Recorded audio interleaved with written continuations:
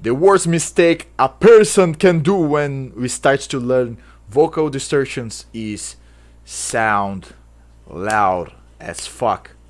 This is a wrong idea of it, and I'm gonna explain right now, fast and easy.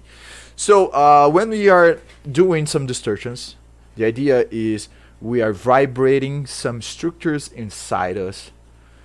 So we need a pressure for it, and also we need to put this fan in a right position to this thing vibrates.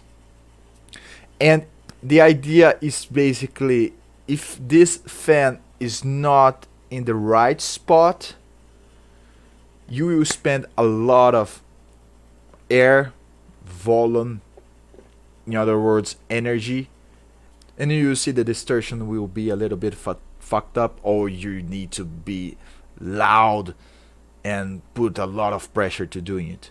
So first, always think about putting this fan in the right position first, so a little bit of pressure happen the distortion.